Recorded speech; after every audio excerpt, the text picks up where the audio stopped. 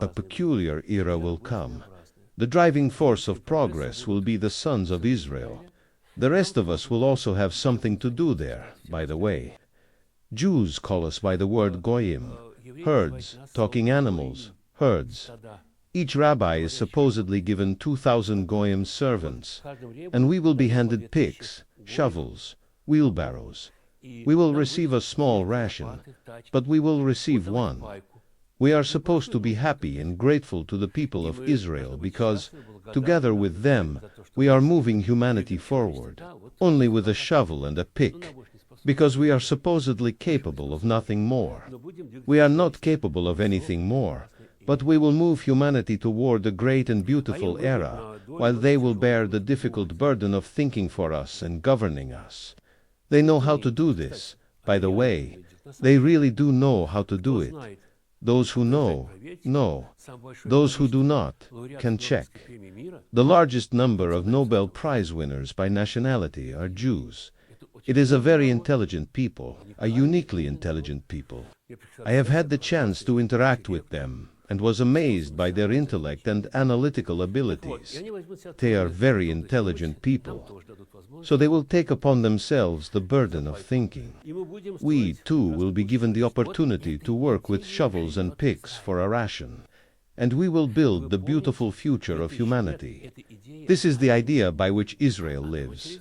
And remember, for 2,000 years this idea was being materialized.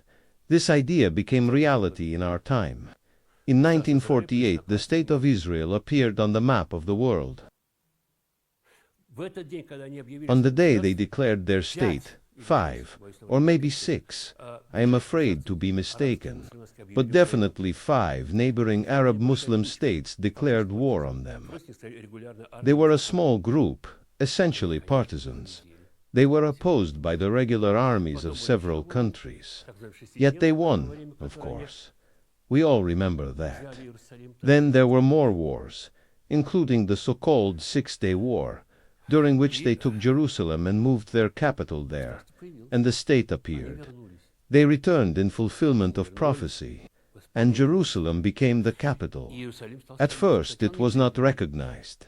Several wealthy Jewish families in America donated the building of the Knesset. He equipped the parliament building in Jerusalem and compelled the international community to recognize Jerusalem as the capital of Israel. People were needed to develop the territories in Palestine so that there would be more sons of Israel. But an army also had to be maintained. Young men were needed. Where could they be found? Then, suddenly, supposedly by chance, the Soviet Union collapsed. The borders opened, and a massive flow of Jews left the Soviet Union. Many went to Palestine as well. As we know, after the third partition of the Polish-Lithuanian Commonwealth, during the time of Catherine II, most of that state became part of Russia. Later, after the defeat of Napoleon, the remaining parts of Poland also became part of Russia. Why am I mentioning this? Because the highest concentration of Jewish population was in Ukraine, Poland, Belarus, and the Baltic states. Although fascism took many lives from the people of Israel, a great many still remained. With the collapse of the Soviet Union and the opening of the borders, they left. Interestingly, they mostly flew through Austria, where the flow split into two parts. The other group, according to this account, took their money and moved to Brighton Beach in America. There, an already large Jewish lobby became even larger. Today, it is described as the wealthiest Jewish lobby in America. In practice, according to the speaker, it exerts enormous influence there. That is why, when I said earlier that Israel, through the United States, attacked Iran, I was not misspeaking. I was not mistaken. I was telling the truth. According to this view, the United States is currently a puppet of Israel. The current American president, Trump, likes to say, "I love the Jews." No American president has loved them as much as I have. Well then, let us give him a medal for it. And so now they have supposedly reached the phase of awaiting the arrival of their Savior and King, who will also bring happiness to us, the Goyim, and to all peoples. Palestine is already in their hands. Jerusalem is the capital. The temple where their Messiah will be anointed is still missing. On that site stand the Al-Aqsa Mosque and the Dome of the Rock, Muslim holy sites. In Islam there are three especially revered places associated with Allah. Number 1 is Mecca, number 2 is Medina, and number 3 is Jerusalem. According to the speaker, the Prophet Muhammad and the first generation of Muslims, when performing prayer, originally turned toward Jerusalem rather than Mecca. Later, after Muhammad's death, this was changed. According to the Quran, it was there that he was taken up during the night journey. There is a holiday associated with this event and devotion to Allah. Muslims say that above Jerusalem is the throne of Allah. For Muslims, it is a special place of veneration, and these mosques are also sacred. According to international agreements, the territory of the mountain where the Jewish temple once stood, and where the two mosques now stand, has a special legal status. There is a special political council headed by the King of Jordan. These places are preserved unchanged for Muslims. But Israel says the temple must be rebuilt. They need a temple where their Messiah, the Mashiach, will be anointed, the one whom, according to the Gospel and Christian theology, we call the Antichrist. He will appear there, in Jerusalem, in the temple. It says that the Apostle Paul, in his epistles, says, the temple will be established, but this is an obstacle for the Muslims. They will not simply give it up. We remember the Palestinian intifadas, but they are few in number. They have been almost crushed, both in Gaza and elsewhere. The Arab Sunni monarchs and the King of Jordan, according to this account, have long been bought off and turned into puppets of Israel and the United States. Then Iran entered the game. Through Syria and through Hezbollah, Iran became involved. Iran's main goal is to prevent the destruction of these mosques and the rebuilding of the Jewish temple. Why is Iran so concerned about this? Why does it not simply live peacefully? Why does it need this? We have already spoken about the spiritual dream and idea of Israel to establish the limitless kingdom of its Messiah, or what Orthodox Christians would call the Antichrist, over the world. But why Iran in particular?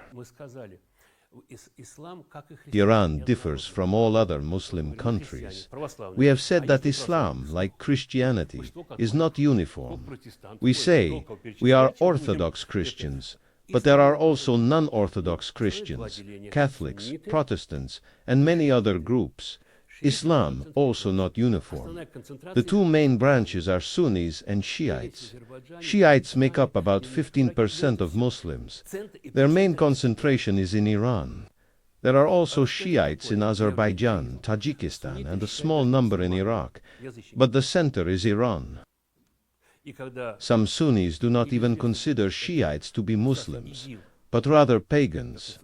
When the group known as ISIS was killing Christians in Iraq and Syria, as we remember, they were also killing Shiites. They killed Shiites as false Muslims who were not considered genuine believers. Why? According to the speaker, Shiism contains a number of teachings that sharply differ from the Quran. After the Arab conquest of Iran and the spread of Islam there, elements of the ancient Iranian religious tradition were preserved within Shiism. When Muhammad died, Muslim leaders asked who would lead the community next. Some said that a leader should be elected. Others said that leadership should remain within Muhammad's male family line. Muhammad had no sons, only daughters. The speaker claims that Muhammad made great efforts to have a son. One story mentioned is that he led a campaign against an Arab tribe that had adopted Judaism. hoping to take the sheikh's wife, who had already borne several sons and was pregnant at the time. The tribe was destroyed, and Muhammad took the sheikh's wife. She was brought to his tent. He hoped she would bear him a son, but a daughter was born instead. According to the speaker, God did not grant him a son. The closest male relative was Ali, the husband of one of Muhammad's daughters. Those who supported Ali argued that he should inherit leadership as Muhammad's nearest male relative. Others who wanted power disagreed. Conflict, violence, and bloodshed followed. Ali was killed. His followers regarded him as a martyr. Then his son Hussein was proclaimed Imam of all Muslims. Not everyone accepted this. Some did, others did not, and the dispute continues to this day. According to Shiite tradition, there were 12 Imams who succeeded one another throughout history. Then they disappeared. Shiites also have a religious hope and expectation that a 13th Imam will appear. He will come before the end of time. He is called the Mahdi. The Mahdi is also viewed as a messianic figure. He will illuminate the world with truth, specifically with Shiite Islam. People will accept this truth and a new era will begin. The Jews say, no, our Messiah will begin the new era. The Shiites say, no, ours will. So who will begin it? According to the speaker, whoever wins will decide that question. Shiites also teach that when the Mahdi appears, Israel will reveal a false Messiah, what Christians call the Antichrist. Shiite Muslims call this figure the Dajjal, the one-eyed deceiver. They say that at that time Christians and Shiite Muslims, enlightened by truth, will wage war against Israel and the Dajjal, and will ultimately prevail. Then a new era will begin. According to this view, the new Islamic age can come only after the destruction of Israel and the defeat of its great leader, whom Christians call the Antichrist and Muslims call the Dajjal. Therefore, according to the argument being presented, the Jewish Messiah cannot come until the temple is rebuilt, but the Shiites will not allow the temple to be rebuilt.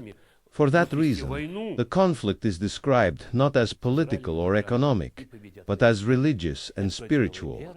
They are not Orthodox Christians, and from our perspective they may seem strange or even extreme. But this is how the speaker presents their beliefs. Both sides, according to this view, will be preparing for the arrival of their expected figure, whether called the Mashiach, the Mahdi, or, in Orthodox Christian terminology, the Antichrist. There will be a struggle over this throne, and over who will usher in the new age.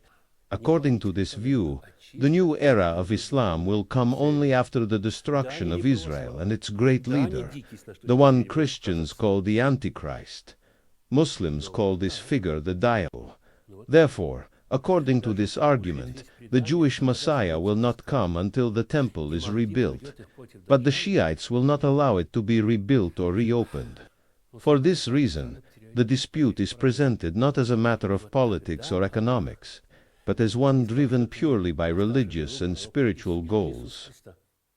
There is even a Shiite tradition that when the armies gather and the Mahdi leads them against the Dajjal, the Muslims will, surprisingly, suffer defeats and losses. Then Allah will send back Jesus Christ, who remains alive. He will come a second time. This is what they say. Jesus will take command of the armies, while the Mahdi will serve as a military commander. Under the leadership and guidance of Jesus, they will ultimately defeat the Antichrist.